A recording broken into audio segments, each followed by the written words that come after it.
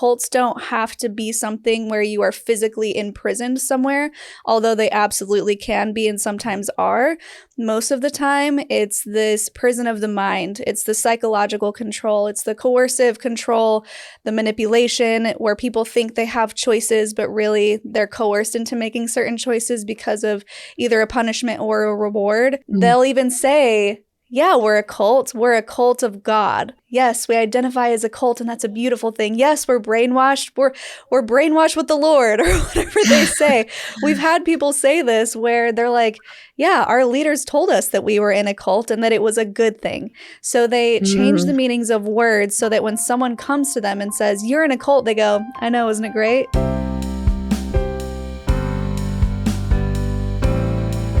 Welcome back, everyone. My name is Sam. And I'm Melissa. I grew up in the FLDS community. It is a polygamous group run by Warren Jeffs, and I moved out when I was 18 years old. I was raised LDS. Sam and I have been married for 9 years now and have 2 awesome kiddos. Yes, we do. If you're interested in just listening in today, we do have our podcast available, and please don't forget to like and subscribe. We are so excited today to have special guests that, oh my gosh, I just love their channel. I love them as people. We have Shalise and Jonathan from Cults to Consciousness. Thank you so much for being here. Thanks, guys. It's an honor to be on your channel. We scoped you out from the very beginning. People were dropping your at in our comments. And I remember we laugh about it because we were on our honeymoon last April or this. Oh, yeah. I guess it's been a year now. It's crazy. At our honeymoon in Bali, watching your videos to like message you and be like, can we collab together? So, and you were immediately like, why are you watching this on your honeymoon? Yeah, for sure. Oh my gosh, that's so funny. But we feel honored that you feel that way about us. And thank you so much for joining us today. Yeah, we were excited. We were talking about just kind of cults in general. We always get the question like, okay, what do people define cults so differently, and the difference between cults and high demand religions and religion in general. And as Sam and I were talking about this, we're like, that would be a fun thing to talk about specifically with people who deal with people from high demand religion and cults every single day. Yeah. And so we thought having you guys on would be perfect for that conversation. Yeah, happy to be here. We're going to do the best that we can because I still don't know if I consider myself an expert, but I have done over 115 interviews. So I feel like I kind of know what I'm talking about. So I'll do my best. Awesome. Yeah.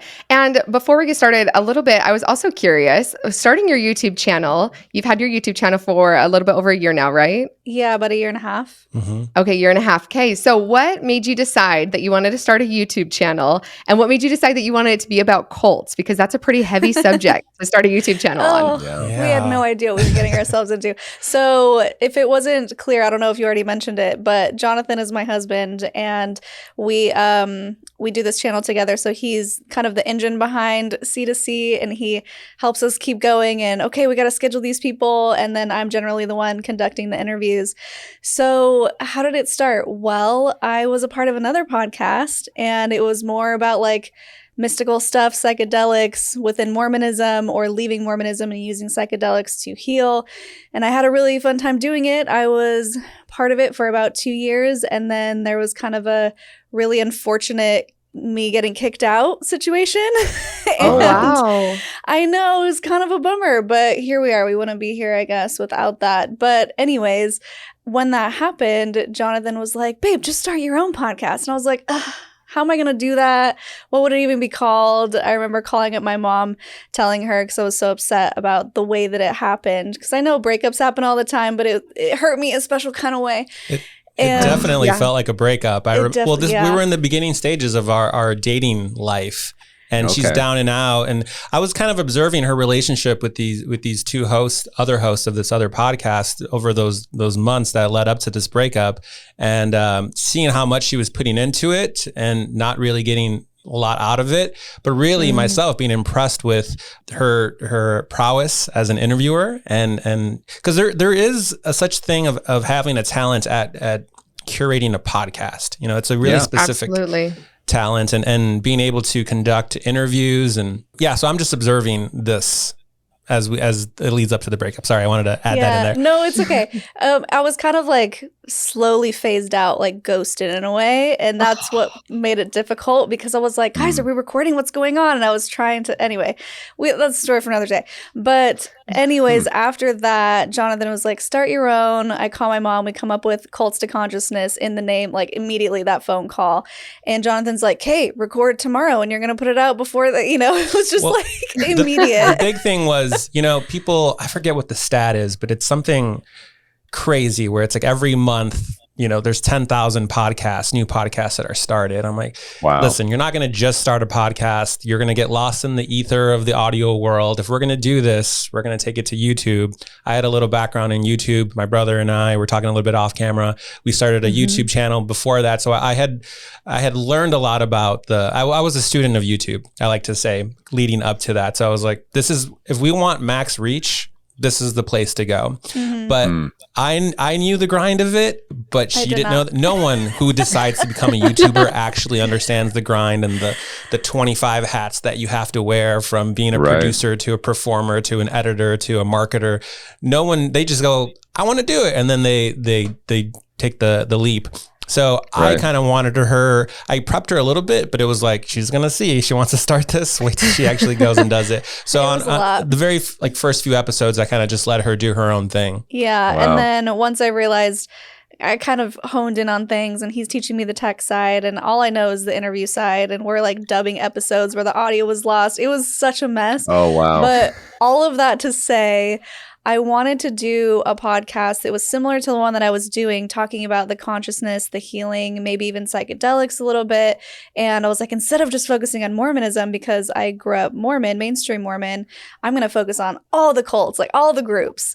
And we had no idea what we were getting ourselves into, because we started this and people were resonating right away and they wanted to hear more.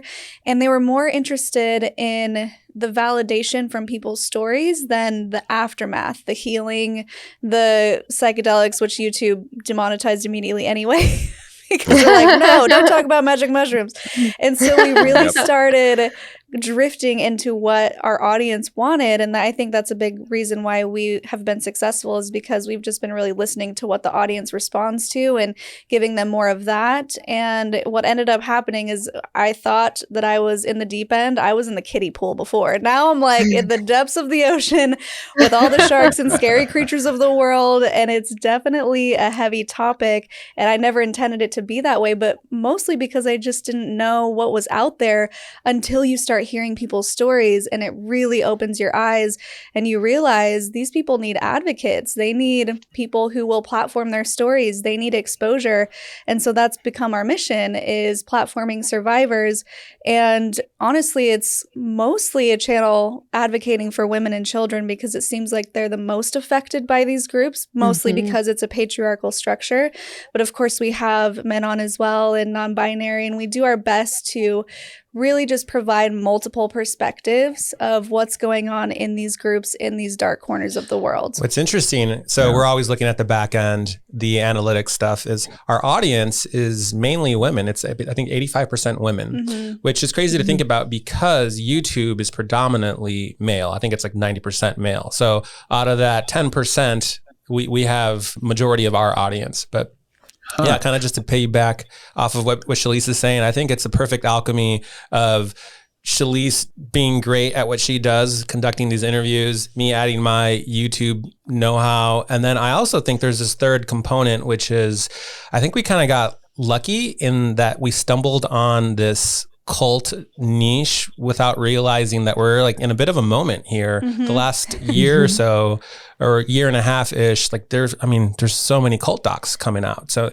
and on top of that, there's just like Mormonism is in the news every week about, for something. So, so there's just a lot to discuss there. Cause I know there are a lot of other content creators that are always like struggling to try to figure out. We have an endless river of things to talk about when we talk about all things cults. Right. Yeah, absolutely. We feel sometimes the same way, where it's almost like it's hard to keep up with the latest documentary, and we're even, I'd say even a little bit more niche, focusing more on polygamy and things that can relate to the polygamous leaders. And oh my word, it's still, we're like, okay, this new documentary's out, and then this one's out, and this one's out, and we're like content for way more than what we expected. But coming back to your mission and kind of how you felt this calling for cults, I absolutely love and I'm obsessed with your mission statement. Did you have that at the very beginning, or is that something that you grew into? And would you mind sharing it and what it means for your channel? Because I love it. Every time you say it, I just think it's beautiful. I love its purpose. And I love a good mission statement too, because I think it's important to know why you're doing what you're doing. Yeah. So you mean the intro that I start with every episode? Yes. Yep. I have to say the entire thing or I won't know it. So it starts fine. Hi, my name is Shalise Ansola, and this is Cults to Consciousness, where we discuss leaving high-demand religions and organizations and finding healing and independence through awareness and true individual sovereignty. And the funny thing about this, you're going to laugh, I came up with this episode 2. I'm about to hit record with Cara Burrell. And so Nuance Ho, she was like a huge get for me at the time. I was so excited, and she was our episode number 2. I was like, yes, I'm going to kill this game. And right before, like maybe 5-10 minutes before I jumped on with her, I was like, oh shoot, I need an intro. I literally just like typed it out real quick, and I tried to memorize it. I didn't do a great job, and I think it shifted maybe a little bit in the next 2 episodes. But after that, it just stuck, and I was like, okay, that's it. So you came up with it right there, right before, right within a couple minutes, you came up with that. Yeah. Wow, impressive. I guess I just knew what I wanted the channel to be about. I was very clear on just bringing in your own consciousness, your own individual sovereignty, not being controlled by anybody. And also my first episode ever, I was talking about cults in general, the bite model, my own story. And so it kind of just made sense as to what I wanted everyone to know that the channel was about. And the words just kind of came together. Wow. Love that. Very cool. So cults, I mean, obviously you started out from the very beginning with the name Cults to Consciousness, which I think tells a lot about what the channel is going to be, right? But it sounds like the interviewing people, that kind of happened as time went on, or was that the plan from the beginning to just interview people as much as possible? That was the plan from the beginning. I knew that I wanted to tell people stories. And it's funny because part of that did kind of come from a mystical experience when I was doing magic mushrooms, and I was like, what am I doing with my life? And I kept getting this message over and over that I need to tell the stories that matter.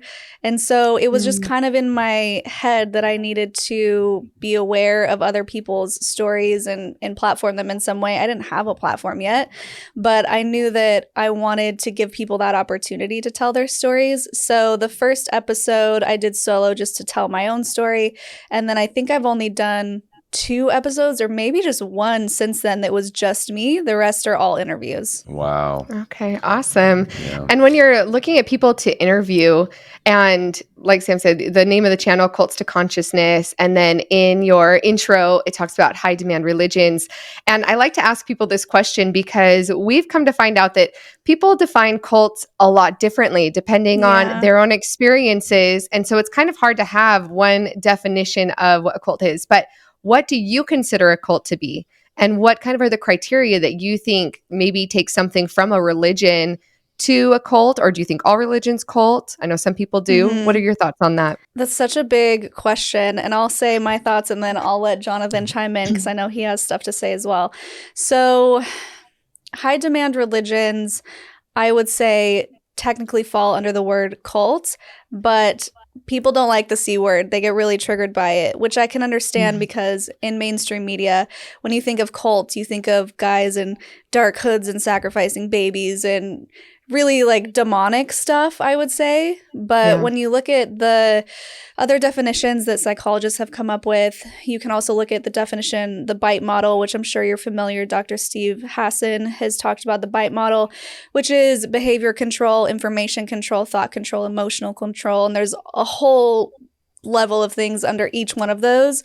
I would say when I very first came across the bite model, that was the first time I realized that Mormonism itself could be classified as a cult, mainstream Mormonism, because of all of the things that go under those categories. And I'm like, oh, yep, we do that, that. Yep, we did that, that.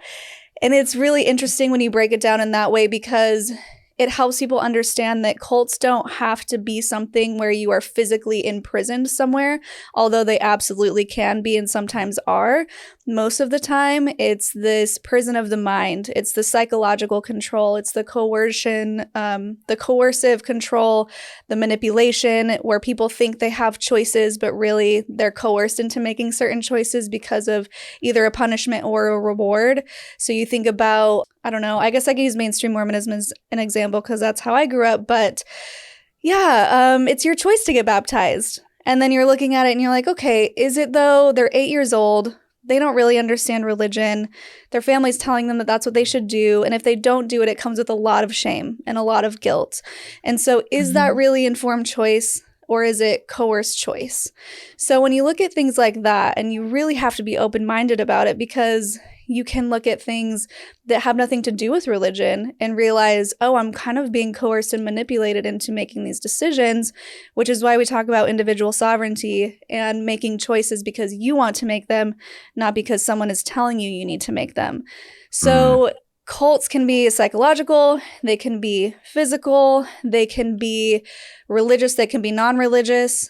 The question of are all religions cults, I think is tricky because you have to define religion. So what do you consider a religion? Because also some people find New Age mysticism extremely culty, and it absolutely can be. And there are cult leaders within New Age mysticism. But if you ask anyone who believes and leans that direction, they would be like, no, that's not a religion. I'm not religious. Right. So you kind of have to see where you want to draw the line there as well. I would just say anytime you are putting your entire focus onto either an entity like an idol, for example, or a leader that's physically in the flesh, a current prophet, for example, or a guru, for example, I think you are more likely to be under some sort of coercion, cult control, high demand group than just, I don't know, leaning certain ways and believing certain things without being, without your life being ruled by it. Yeah. Yeah. I mean, well said. Thanks. There's not much more I want to add to that, but what I do want to kind of focus on out of all of that, what Shalice just said, is that the new kind of definition that we're going by is this idea of control and the various forms of control. But I think traditionally we do think of the cult leader. There needs to be this entity that is profiting in some kind of way from being able to manipulate a group of people. So I think where we kind of turn it into a spectrum as it relates to the control is where we go, well, it doesn't necessarily have to be, it could be an entity. For example, the big question is, or at least for us in the beginning was, is Mormonism as a whole a cult? That's another way of asking, is our religion's cult? Well, if you look at the Bite model in the various forms, yes, it is, right? There, you are being controlled by this group in these various forms.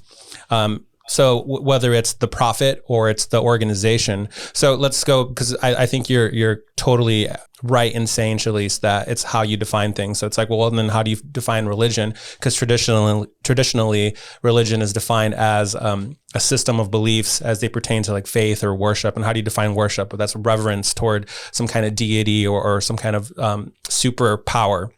That's more than human, or powers, or multiple deities. So now that we've kind of like, okay, this is how we normally talk about things. Well, now the spectrum could be, let's say that it's not just, it can be it can be an organization. It can be the cult leader. You know, they're what we found, and we're going to get into this here in a little bit, because the overview of the channel is being able to see the overlap and the patterns of all of these cults and people in these various groups, which our audience, by the way, really responds to, because they're coming from their own experience, and then they're able to see. That's what a lot of deprogramming happens, is you're able to see the cult-like tendencies in these other groups, because it's not so close to you. You can say, Scientology, you're the crazy one, but you're like, oh wait, that's super similar in these ways to what I was in. Oh wow, I was in a cult.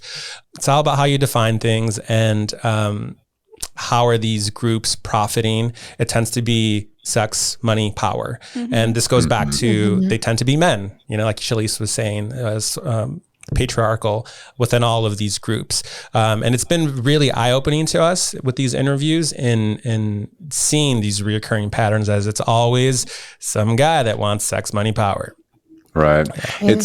The word cult is an interesting thing because, like you had just mentioned, it is different for every person. And people, I'll take my experience growing up in the FLDS. I would say, I mean, maybe you can disagree or agree with me, that the majority of the world would consider the FLDS a cult. Mm-hmm. Is that fair to say? Yes. Yeah. Growing up in the FLDS church, I didn't think at all for a second that I was in a cult. Of course not. It was the people that were in the more extreme things that were the cult people, not me, because I was fine. I had the choice to leave if I wanted to, so I didn't think that I was in a cult at all.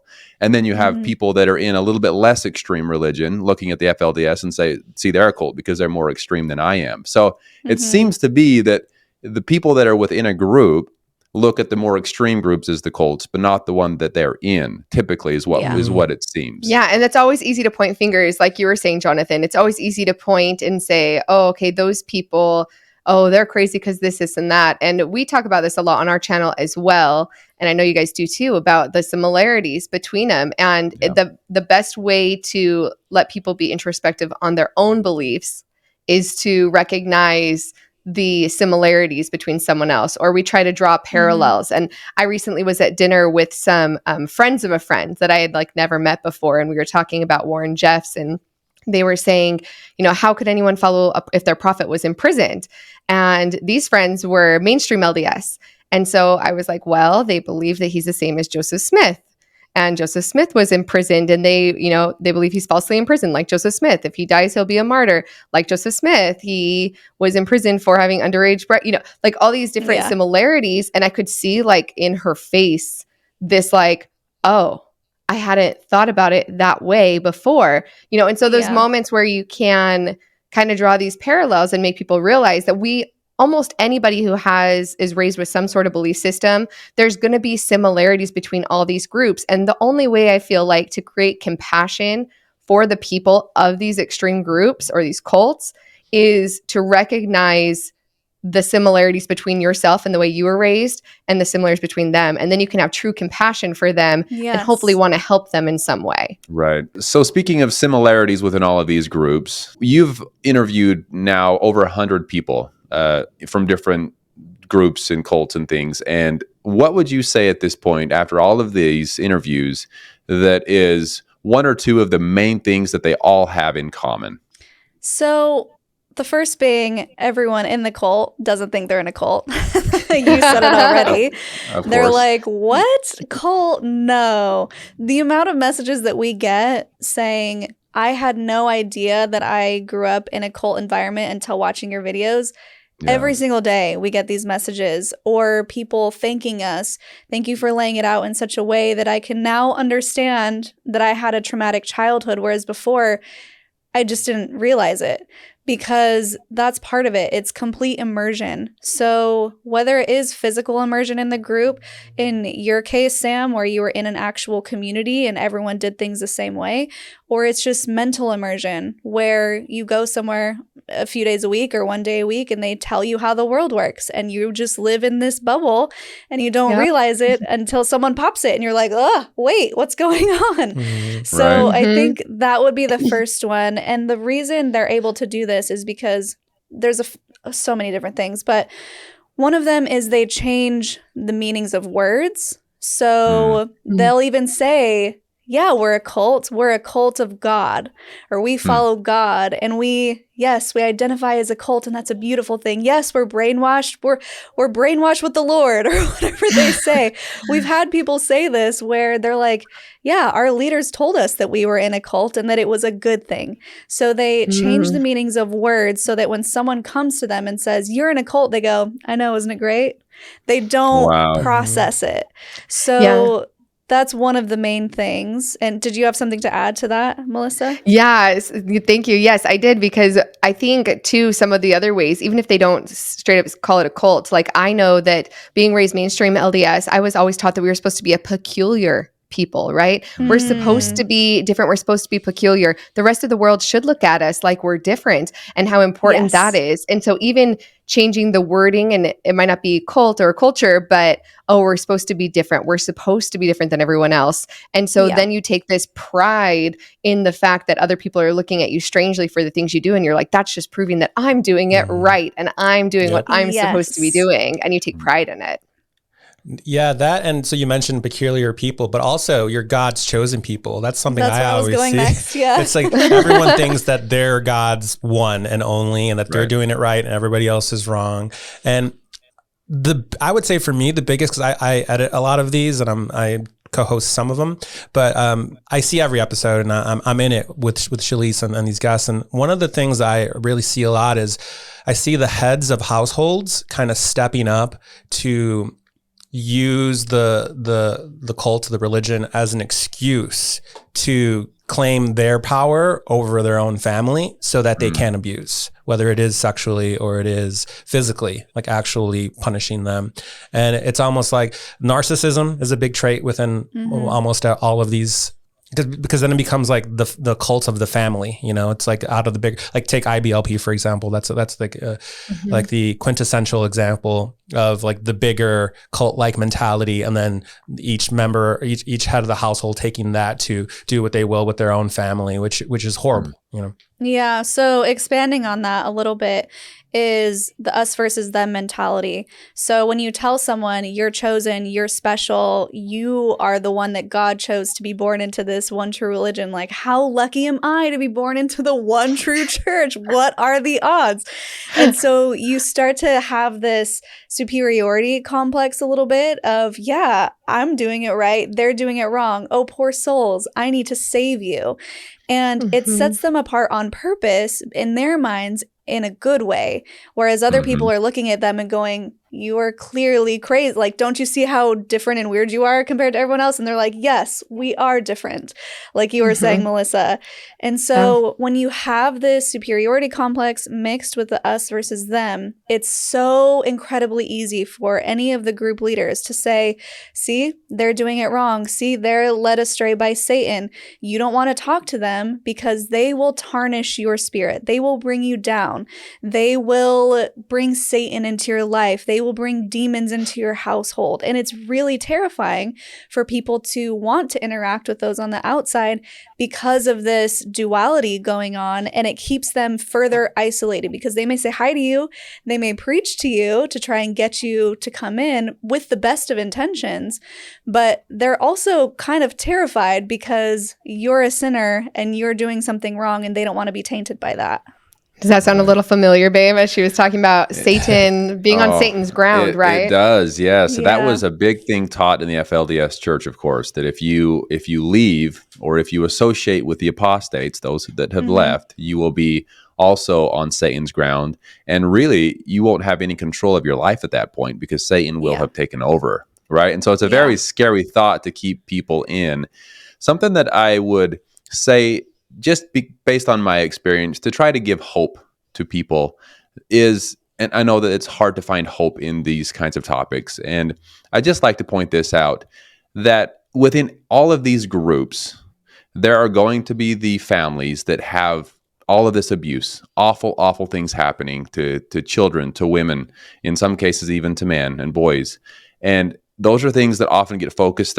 We often focus on those things, unfortunately, because it's so awful and people need to be aware of it. But there are also those families within all of these different groups that try really hard to do what is best for their family. I just want to throw that in there because I really feel lucky coming from the FLDS church, now hearing what I have heard about what was going on with different families and the awful abuses that was going on, even from especially from the leaders of the church. And to look back and realize that I was lucky enough to not have to deal with most of those things. Now, the brain control or the mind control and things like that. Yes, of course, I was in the middle of all of that. But I feel that so much worse happened to so many other families. Yeah, it's hard to There are so many people, like you said, a lot of these, the mind control, the emotion control, those are happening from the leaders, right? Like it's the people in charge. It's that main person in charge that's trying to get that control over those people. And most of the people in it are victims of it, right? They are just doing the best that they can, trying to understand. And so also acknowledging and showing the harm that the leaders are creating for their followers can hopefully help those people who are in those situations doing the best they can be able to recognize and get out of it. Right. So it's important to acknowledge both, that the people are good people trying to do their best, at the same time recognize and address the problems so that those good people can find a better way and be able to lead the lives they'd actually choose. Yeah, something that we say often is systems, not people, because it's the systems that are put in place that ultimately make the people suffer. So you have the people at the top giving the orders. Usually it trickles down, and what ends up happening are these people who are doing their best, who are really loving their children. They're not abusing their children in any way. They may also start to use these mind control tactics on their children without realizing it, simply because they think that's what's best for their child. For example, we talked about baptism. So maybe a mother just desperately wants to be with her family in heaven in the afterlife. Of course, absolutely makes so much sense. And because of that, maybe the 8-year-old is saying, I don't know, Mom, do I really want to get baptized? It seems like a big decision. And she might go into the mode of, oh no, honey, you have to. If you don't get baptized, you're not going to be with me in heaven, which is really manipulative. But that's not because she wants to manipulate her child. It's because she wants the best for her child. And so when we can really dissect all of these things and understand that people do things because they're doing the best they can and they think that that's what's best for their child, we can hold that compassion and also show them maybe that wasn't the best approach, because most of the time these cults run on fear and they control through fear. So the reason that this mother would be so terrified that her child doesn't want to get baptized is she's afraid for her child's soul. She's afraid for her own salvation. She's worried, am I never going to see my child in the afterlife if something were to happen? So it's so important to recognize these patterns so that we can help, like you said, help those people understand the programs that are running in the background without them even realizing it. Right. Yeah, exactly. No, I think that's really well said, because it's a tricky thing. I think a lot of times, people will look at people in cults and they'll start saying, oh, those people are just so dumb. How could they be so stupid? And again, coming back to the idea of, you can almost always draw a parallel. Almost any person, if you say, okay, well, what is your belief system? What do you believe? You can draw parallels between them and hopefully help them understand a little bit better. Right. And one last thing is, a lot of these groups as well will get to a point that is so awful that the outside world looks at them and says, how is it possible that anyone is falling for this? But something to keep in mind, to share compassion for those that are in the middle of all of this, is that it starts out small. Right. Yep. It starts with a small thing, and then they are accepting little pieces here and there, and they don't even realize to what point it's getting, because they have been along the journey their entire lives. In most cases, we're born into it, and just think that it's the only normal. It's the best and it's the normal because that's what they've been told their whole lives. Like the boiling the frog analogy, right? Exactly. I was going to say it's exactly the boiling the frog for sure. It's also that idea of being compassionate toward these people. I mean, here's a reality that is presented to them a lot of times from birth. It's like, why would you question your reality? An analogy that we think about, or at least I think about a lot, is like the whole being in the Matrix. I oftentimes see Shalise and I as like Morpheus and Trinity, and we're kind of like helping people get out of the Matrix, which is an interesting place to find people when they tell their stories, because, going back to this idea of systems, not people, break the silence, break the cycle there's a commenter that comments that on every one of our videos. We love her. And, but it's such an apt statement, because we're finding these people who are at the time of their deconstruction and they're able to tell their story on our channel. They are breaking the cycle. They're getting out of the system and they're getting out of the matrix. But yeah, we have to be compassionate toward these people where their whole reality has been painted and they've been controlled this entire time. Why wouldn't we be compassionate? But oftentimes it is the people that what about the people that enter after the fact, like NXIVM, for example, these self-help groups that it's full-on adults that just somehow they found themselves under the thumb of this narcissistic new cult leader. They're idealistic, and they themselves want the best for people. You know, like if you think, I referred to Scientology earlier. Scientology, if you actually look at it, like Tom Cruise, he thinks he's doing the best. He's helping society by what, their mission, even though there are clearly all these levels of abuse that are happening throughout the system of it. Mm-hmm. But anyway, it is these idealistic people that want, and oftentimes, I don't know if you said this, Shalise, but it is actually the intellectuals that are the ones that are getting duped into these cults, because they're the ones that are basically using their own smarts to do the mental gymnastics to be able to believe these things. Yeah. And I wanted to expand on that as well. Well said, babe. Thank you. I think I wanted to expand on the boiling the frog thing, because nobody joins a cult. They join a good thing. And I think that's even a quote Mark Vicente said from the NXIVM, who we had a great interview with. And for those who aren't familiar, NXIVM is this huge self-help group. And at the core, what was going on under the surface was basically this sex trafficking ring for the leader, where they were branding women with his initials. And it was obviously really dark. But they don't go tell people like, hey, do you want to join this club where you're going to be a sex slave for Keith Raniere? No. Yeah, or Children of God. If you want to give them the Children of God example. Yeah, and Children of God, where they are so disturbing. Trigger warning. So they're telling people, yeah, come join this thing. We're God's saints. We're bringing back the truth of Jesus and this and that. And people are like, oh, awesome. And then they get in slowly they start getting these pamphlets of, right, well, the world has it wrong, and purity culture is wrong, and they are demonizing sex, but sex is beautiful, which, sure, but then they take it to the extreme and say, God is love and love is sex, so we should just be able to share God's love. Let's have sex with it's forced polyamory. And where it gets even darker is they say this extends to children. We need to raise sexually liberated children. And so nobody goes in thinking, I'm going to join this group because I want to have sex with children.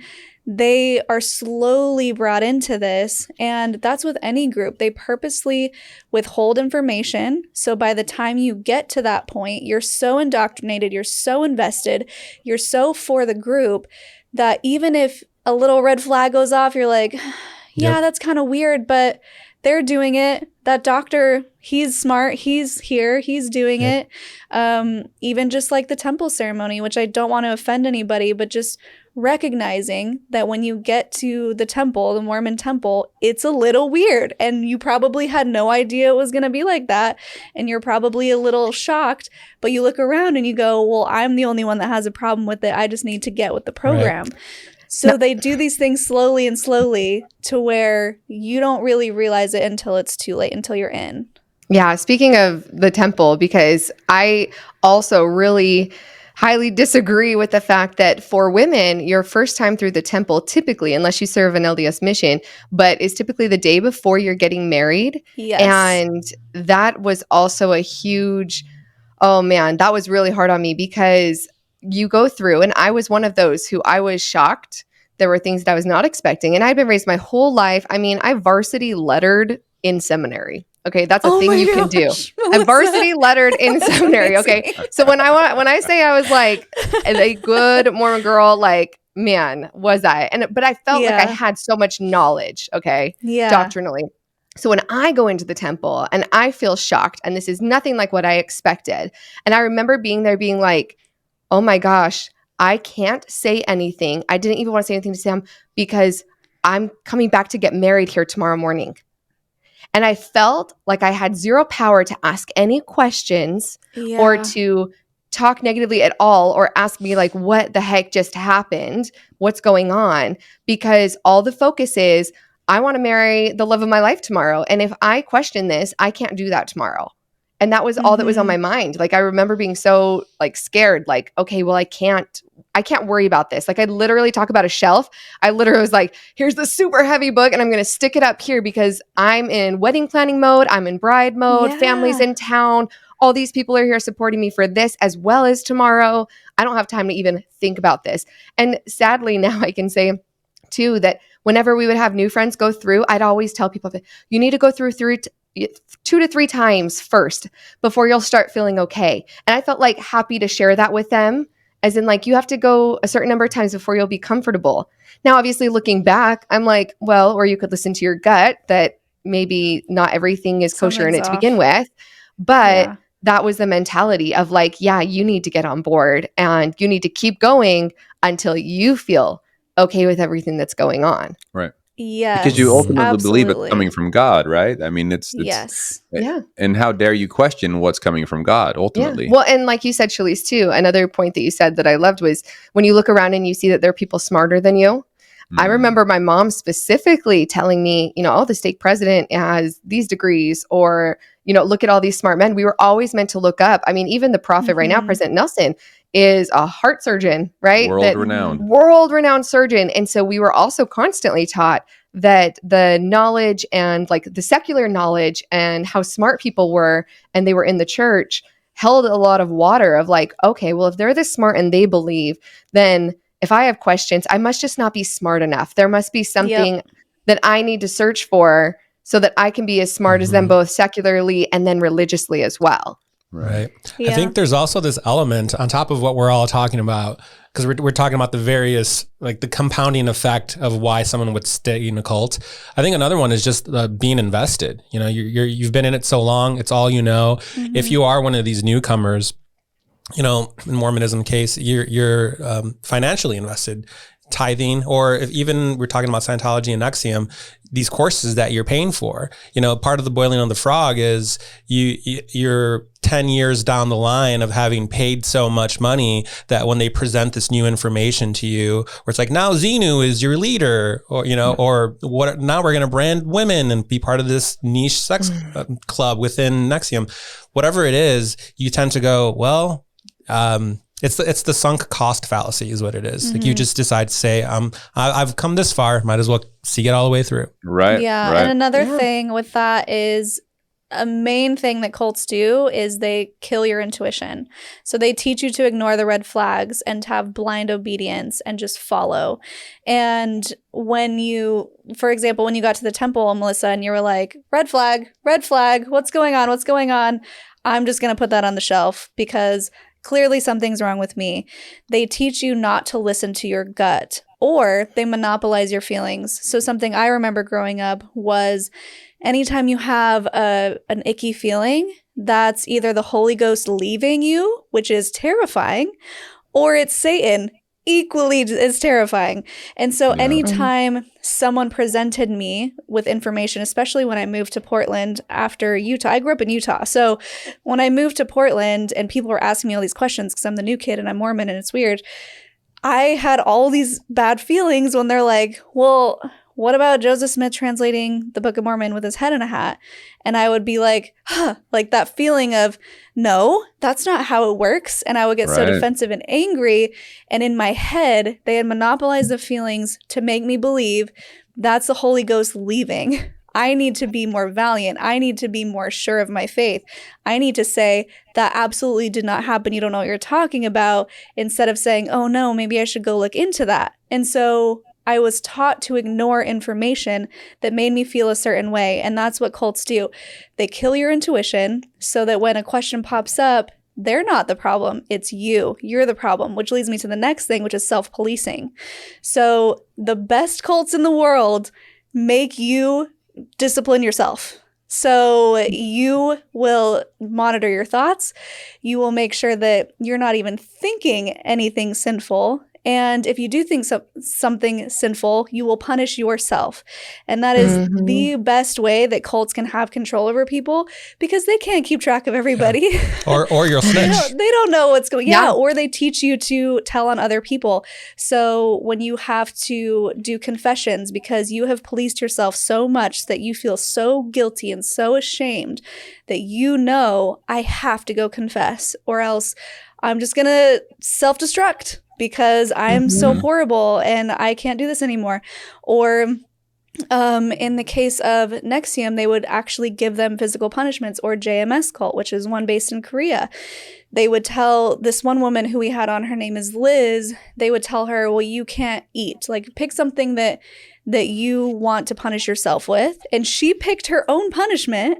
One of them was taking cold showers in the winter in a cold house. And she's also so anorexic because they had restricted her diet that she's like having these hypothermic reactions, but she continues to punish herself because they have so much hold on their members that they can get them to do the hard work for them. And that's where it gets really, really scary. And that's when you see the mass suicides and you see people that are doing things on their own free will, right? They chose that in huge air quotes, but did they really? Right. Yeah. And man, I promise I'm not trying to like just keep bringing up Mormonism at all, but it's just okay, from my personal, yeah, it's what I know from my personal experiences. But this exact topic is one of the reasons why Sam and I left the mainstream LDS church, because when we had children, Sam and I looked at each other, and there's a moment where what you grow up in and what you're okay with for your own shame and punishment, you realize there is no way I'm letting that happen to my child. So for example, for me, I had gone through repentance processes before, which ends up being public shaming when you are in a young single adult ward, right? So you go, you confess, you have bishop roulette. You don't know what your punishment's going to be, for how long it's going to be, depending on the bishop.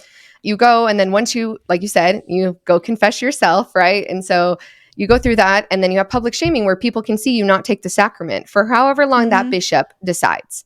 And I remember, feeling like when that happened to me, well, it's okay. I deserved it because whatever, X, Y, or Z. So this is my punishment. I was totally fine with it. If someone had asked me if I felt like this was wrong, public shaming, this and that, and be like, well, no, this is like God's plan for me. I made the mistake. This is my consequence. It was so clear cut, dry. My sister is 8 years younger than me.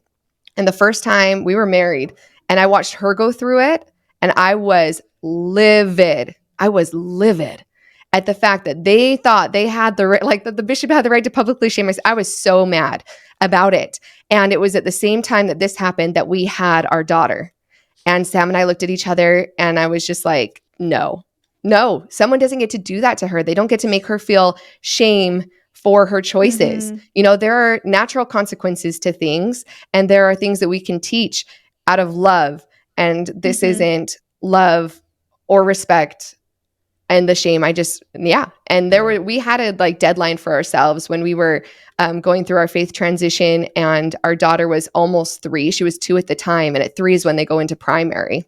And we kind of looked at each other because, as most people who've been through a faith transition know, it can be a very long time to figure out what you believe, what you don't believe. And it was just a lot of prayer and meetings with stake presidents and bishops and going to the temple to try to receive answers and everything. But we made that deadline for ourselves. We said, we have to decide whether or not this is something we're going to raise our children in before she goes to primary. And we made that decision and chose to not have her go into primary. And so she's never gone to primary. But that was our main decision making, was for our children. Yeah. Suddenly it's not all about you. It's not about what you feel is right, what's best for you. It then becomes what's best for my family, what's best for my children. And that is ultimately what helped us make our decision so quickly when it came to that. Yeah. So. And it's amazing that you were able to recognize that and see that. Not to say that anyone who doesn't before their children grow up is bad or wrong or any of those things. I think it takes people however much time it needs to take them. But for you to be able to recognize that so early on is, I think, really rare and awesome for your family, that they didn't have to be put through the same type of things that you were put through that obviously had an impact. So one of the things that I wanted to mention based on what you were just saying is shame. That's a huge one across every single cult. I don't think I've ever found a cult that doesn't introduce shame and guilt into the equation, because that's how you get people to self-police. If you can put them down and say you are wrong, you are sinful, you are evil, you are not trying hard enough. It's the self-help group. It's you don't want to sacrifice enough, or you're not willing to be reborn. Pick your verbiage. It's all the same thing. Yeah, and Mormonism is really good at weaponizing sex. So as it pertains to shame. Yeah. Yeah. So that was the other thing I wanted to bring up is weaponizing sexuality in any form. So you have the shame, and then you have these arbitrary sins or sins that they make up that really, if you're outside of the group, probably don't hold the same weight. We can all agree not to abuse someone, not to rape someone, murder, like all those things. Yes, obviously, we're on the same page. But when it comes to the smaller things, like don't associate with people who are not of the group, or you'll be punished, or don't even get an education, right? That could be something that's punished. Don't read this book that has anatomy in it, or you'll be punished. There's so many different things that keep you in this shame state, this fear state of wanting to explore, wanting to learn more, which is another reason why it drives me crazy when people are like, why don't you just leave the cult? Because you don't even, for one, you don't even really know that you're in it. For two, it's terrifying to look at the information that has been demonized your whole life. And for three, you don't know how to exist outside of the cult. I'm getting sidetracked. Sexuality is a huge one. Because if you can control someone's sexuality, you can control them in any capacity. So whether that's extreme purity culture, whether that's with the children of God, where you're forced to have sex with people you don't want to have sex with, it's such an innate human thing and human behavior that's so natural that if you can monopolize that and you can weaponize that, you have this intense grip over someone. If you tell them they can't masturbate, which we know is very normative, we see it in the womb actually, which is wild. When I did an episode with Natasha Helfer, the Mormon sex therapist who was excommunicated because she said, either I teach what the church wants me to teach or I lose my license because I'm giving incorrect information around masturbation. She decided to get excommunicated, not decided to, but she was excommunicated because she's like, I refuse to say I'm doing anything wrong. The medical research proves that this is a normal, natural thing, and we should not be telling people and shaming people because they're doing it. Right. So weaponizing someone's sexuality, or any of these primal things. You mentioned JMS earlier, Shalise. Right. Like food. We need food. You know, our sexual desire is another one. Yeah, it's sleep. Deprivation. Yeah, sleep. Exactly. Yeah. There's so many things when you can, if you can weaponize someone's basic needs and basic instincts, you have them because it's too scary to go outside of those boundaries. And what happens sometimes is when you leave, you end up overcorrecting because you don't understand what boundaries are. Cults don't teach boundaries. They teach hard lines. They teach stay in this box. So when people leave and they finally get to explore their sexuality, maybe they don't know how to do it in a safe way. That coupled with the lack of intuition, and you have somebody that's floundering, just lost in a whole new reality that's being presented to them. You may turn to alcoholism or drugs. Yeah, along those lines with the FLDS, we've seen in particular when girls, like young girls that have never been married, when they leave, we see when you're told that the world is so evil, then you think that things that even regular people would consider evil, they think those are normal, right? So I had a girl that shared with me and it broke my heart. And so now whenever FLDS girls leave and I have a chance, I always tell them about like regular dating, that they don't have to have sex, because this girl was like, yeah, when I left and I started dating, I was never allowed to date and I was told the world was evil. And so I thought that any guy who wanted to have sex on a first date, I was just supposed to do that because that's what the rest of the world did. And so she was being taken advantage of on every single date she was going to, not realizing that that's not the norm for most people in the world, you know, and that she has consent and what a typical date. And so now I always like sit down the girls or take them aside and be like, hey, it's okay to go on a date. You don't have to hold their hand if you don't want to hold their hand. You definitely don't have to kiss. You definitely don't have to do any more. This is what you can consent to. And a date doesn't mean that they have free reign over your body. A date means they want to get to know you as a person better and you decide what you're willing to participate in. And so trying to like kind of be more blunt in those conversations after I had heard some of these other stories, I'm like, sometimes when people leave, it feels awkward. You feel like you don't want to have these tough conversations, but sometimes they really need it and they appreciate it, you know? Or I had a conversation that was with a bunch of women that had left the FLDS, some of them even married, about like the use of tampons, how to use it correctly. Some of them had never been told, never been taught, and they were using it incorrectly. And they didn't know how everything worked and how often to change it. Just things that you typically learn from a mother-like figure in their life, that because they were never taught about it. And so now whenever I have an opportunity, I'm always trying to like have those weird, almost weird conversations. And I'm always like, if you think it's a weird question, call me, ask me, because I promise it's probably not. And not everything else is on this extreme of just because you were taught the world is evil, now all of this evil stuff is okay. It's not okay. Yes. Yep. Yes, exactly. Yep. I'm so glad that you brought that up, because that's what I was trying to get to as far as like no boundaries or not understanding boundaries, because it's black and white. It's you don't have sex before marriage, and then when you get married, you have sex. And there's no talk around, maybe I'm comfortable with them touching me here, but I'm not okay with them touching me there. And that's an okay boundary. But when you teach purity culture of virginity only, and you've committed the sin next to murder if you don't stay a virgin, there's just so many issues around purity culture. And that's another thing that is extremely common throughout all of these cults, except for the rare occasion where you have the cults that go the other direction, as far as the sex cults, NXIVM, Children of God. But mostly what I've seen is the more strict the purity culture is in a group, the more abuse happens, specifically child sex abuse. It gets so demonized to even have a voice to say no to something. We call it the perpetrator's paradise. And this is something that former Amish, former Mennonites have actually said. It is a perpetrator's paradise because they shame the victim. They say, if something happens to you, if you are assaulted, it's your fault. What did you do to entice that person? And then the public shaming thing happens, I don't know, for 6 weeks for the perpetrator, and it can happen even longer for the victim. And then it just continues. It just goes over and over and over and over. And these young girls, usually they're young girls, don't even know the names of their anatomy. They can't even say, he touched me here. They don't even really know what to call it. They don't even know that it's a sex act, because maybe they're taught about penetration, maybe not. But for the most part, they don't even understand it's something that's necessarily wrong, even though it feels wrong, because they haven't been given the vocabulary. So the more people try to repress and control sexuality, the more abuse is prevalent.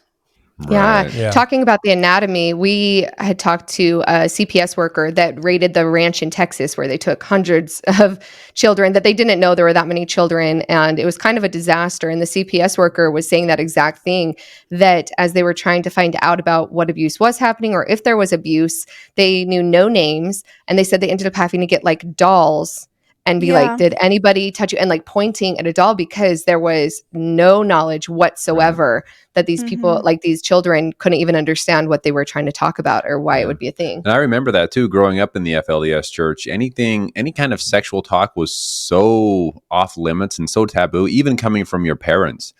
I mean, I remember we were reading something from the Bible and it talked about circumcision.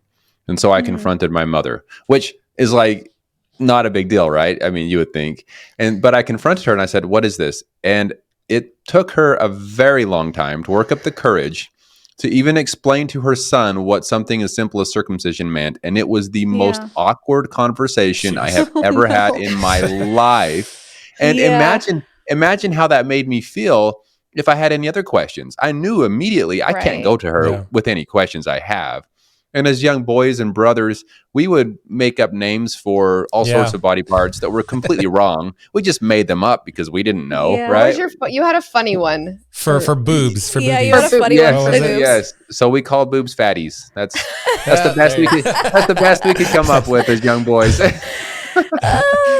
that was just the way it was out there, you know. I mean, we just weren't taught things, so we made things up, or we had to learn from someone else, which isn't always the best way to learn something, is learning from the outside or the intranet, which we weren't allowed to have the internet, but we would still hear from outside sources about things that would have been so much better taught by our parents, I think.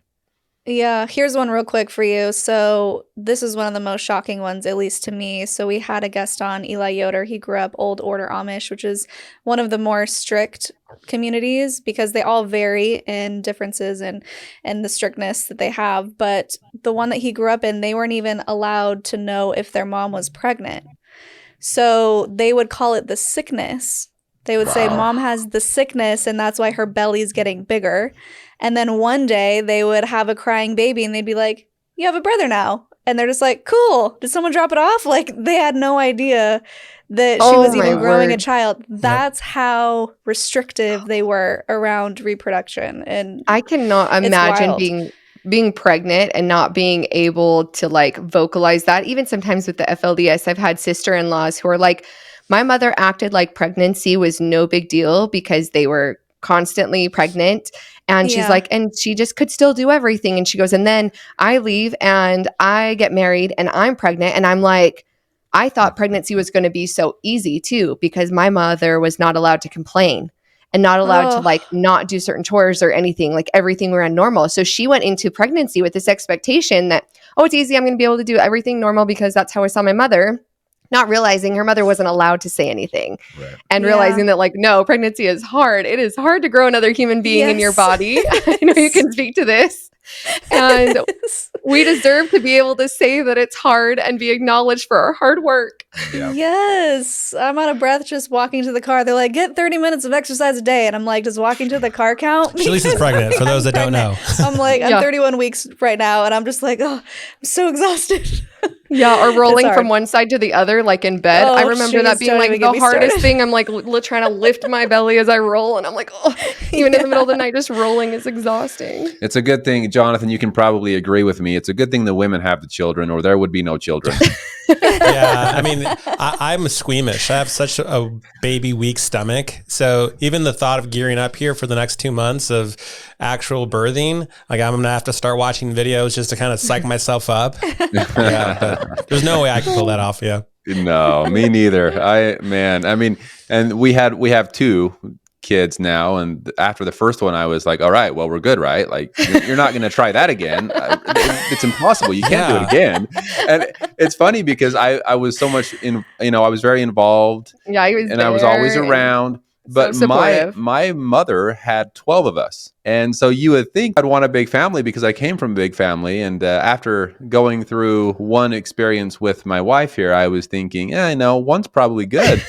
One's probably I had to be like 2. Yeah. You're so spot on with that, because that's something we're thinking about just about every single day as we have these interviews, and we're dealing with Shalise being pregnant and conducting these interviews. Is we knew pregnancy was a lot, but you don't know it until you're kind of going through it. Even as a husband that's kind of just observing and there as support. But we ask ourselves that all the time. I'm like, can you imagine? Like, this is almost a year of your life dedicated toward this. It's a lot.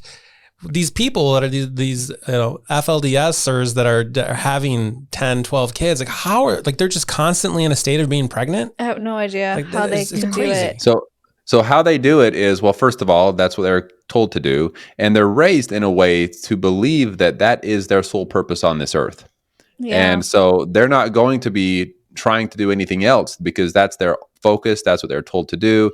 And that's just the way they do it. Unfortunately, in the culture, that's like almost the only thing that gives them value. Right. Which is really sad. When you have supportive husbands like Sam and Jonathan, and they see our value as women beyond just being able to give them children, then they're going to appreciate and want us to fulfill our dreams and the things that we want to do and all of that. Mm-hmm. And unfortunately, in so many of these, not just the FLDS, but there's so many groups that the women aren't viewed like that. They are viewed as, in the FLDS, property of the priesthood. They're property. They're meant to create more children, to create more cult members, right? Mm-hmm. A lot of times, that's why I feel like a lot of the smaller groups don't use birth control more than just like a spiritual belief. It's also so they can continue to create that next generation. And it's sad. That's one reason it's so sad that Warren Jeffs has taken away that from the husbands and wives. They're no longer allowed to have children, and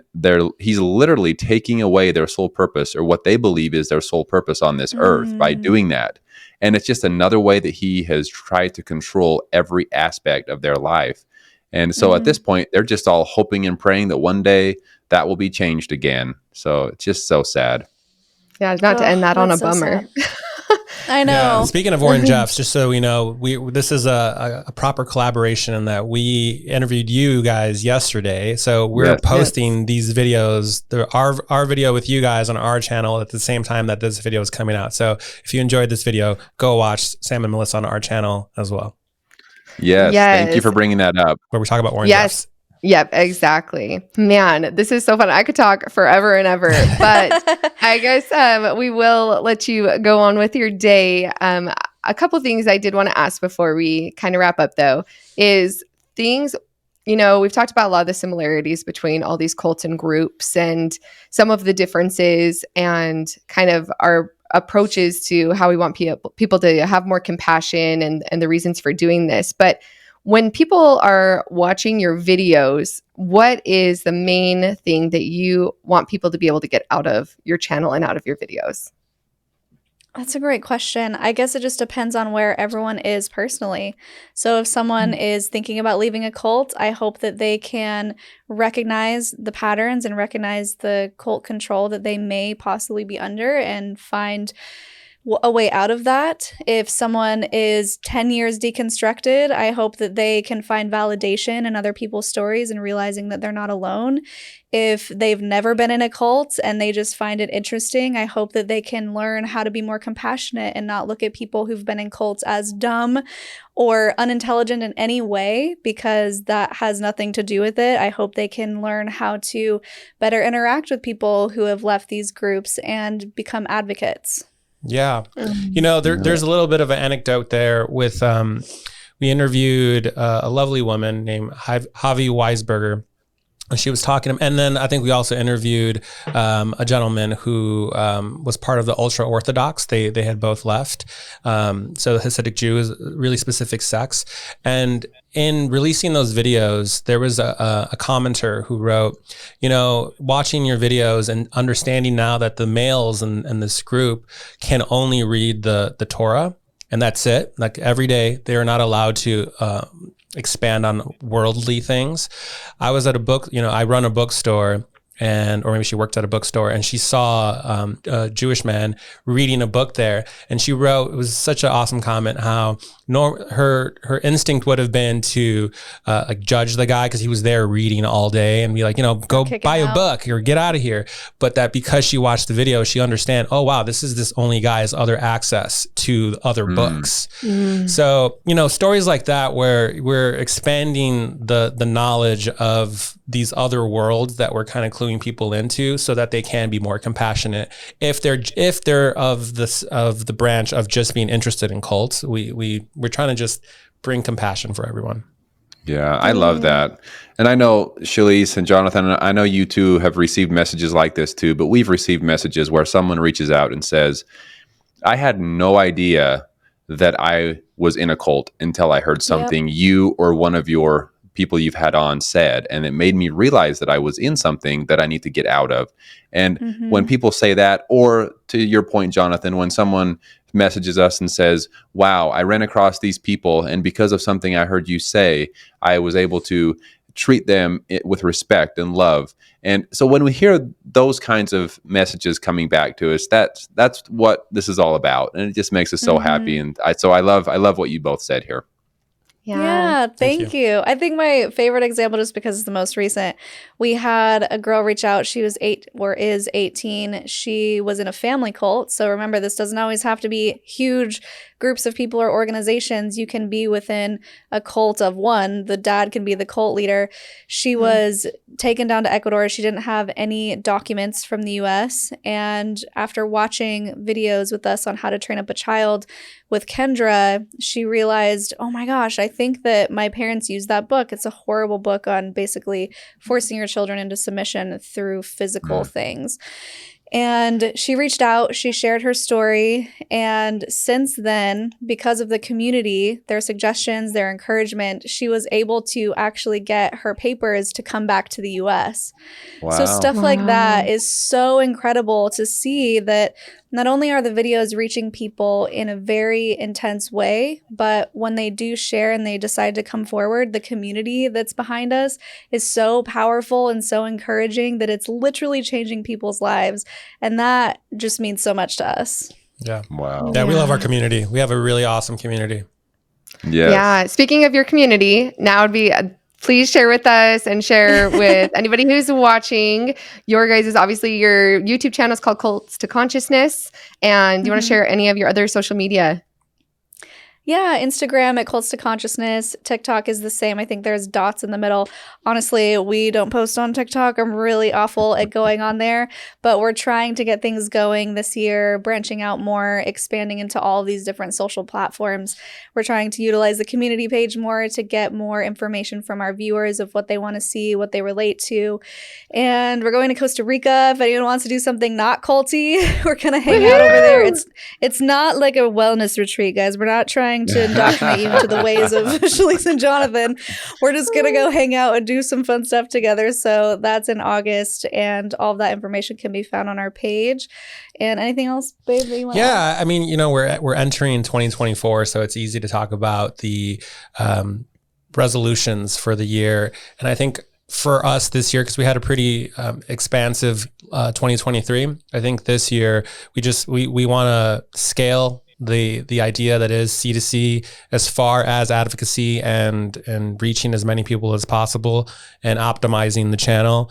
The big thing is, we want to start a nonprofit for Cults to Consciousness, and we want to build out our team as well.